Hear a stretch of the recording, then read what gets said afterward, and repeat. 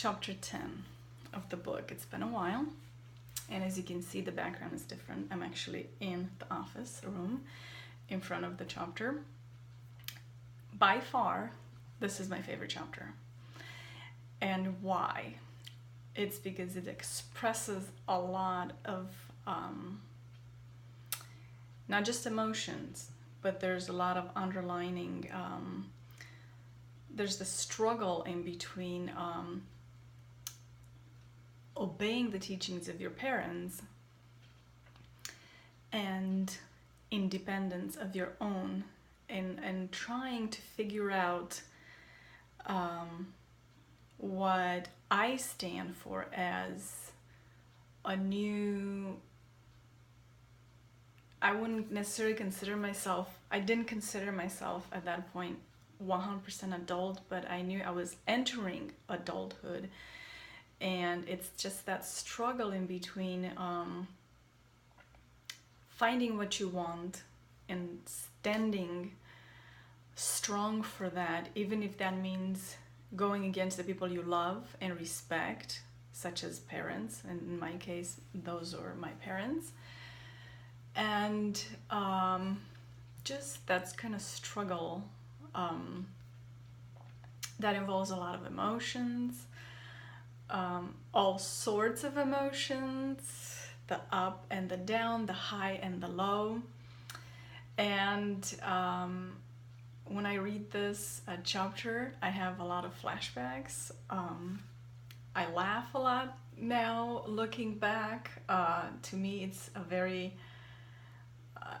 good memory, and I see a lot of humor in it. Maybe you guys don't see it that way, but I do see it that way. It's just very humorous to me.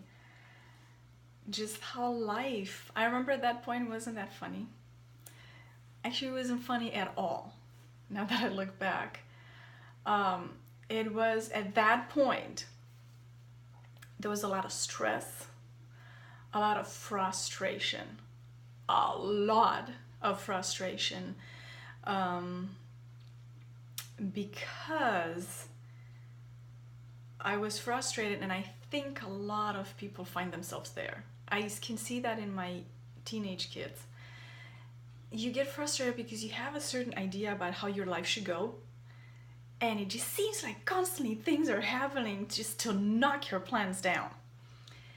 And that was about where I was at that point.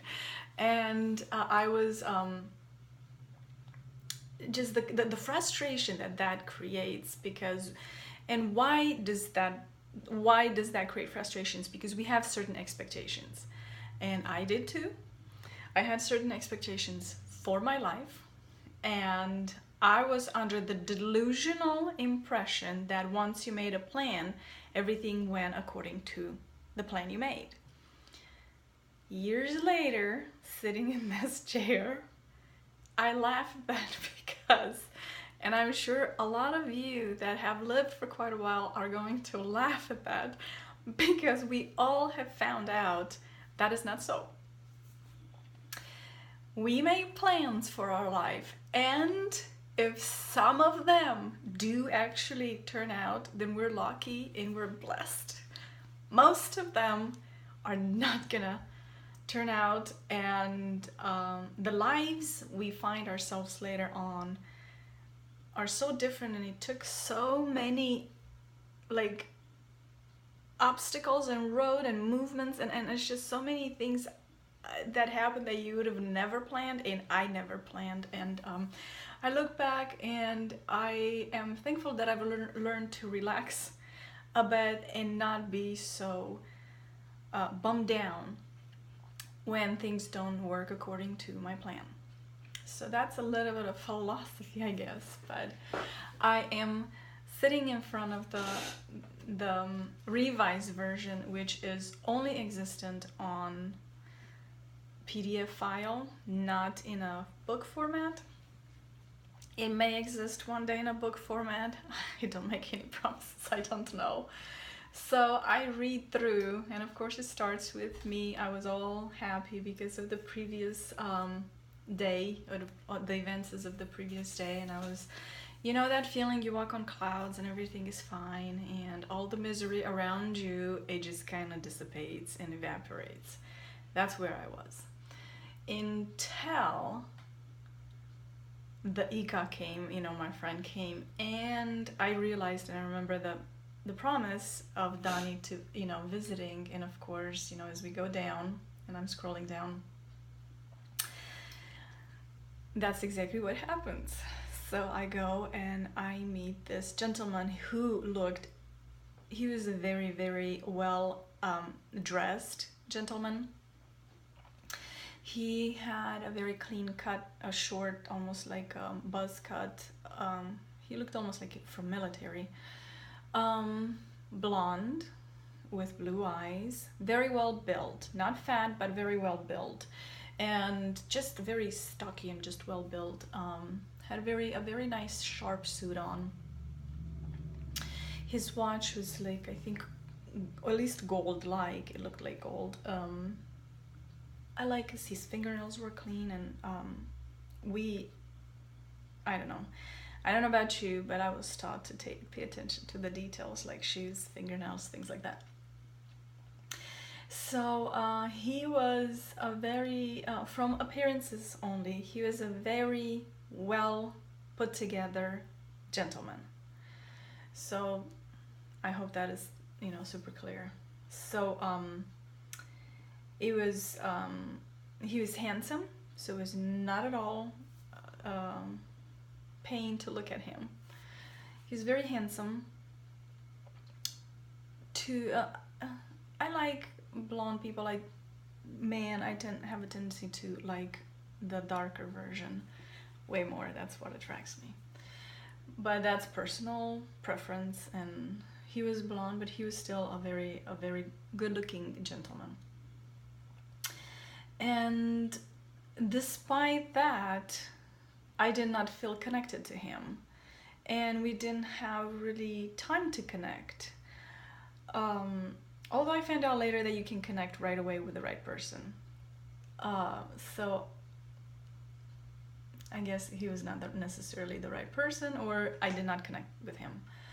And so by positioning myself across the table, safely away from his touches or anything like that, I did not like that gushy stuff. It was a little bit wild when it came to that kind of stuff, and I just did not feel comfortable with it.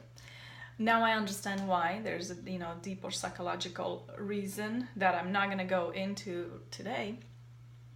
But at that point, I did not feel comfortable, so I kept my distance.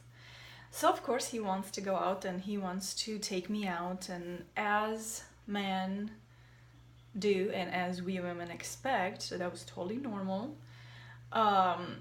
He wanted to take me out, of course, and buy me probably little gifts and presents and things like that, sweets, flowers, things like that, and just for us to get to know each other.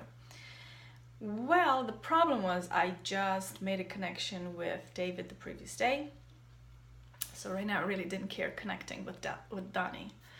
So because of that, I know for sure that I didn't make an effort.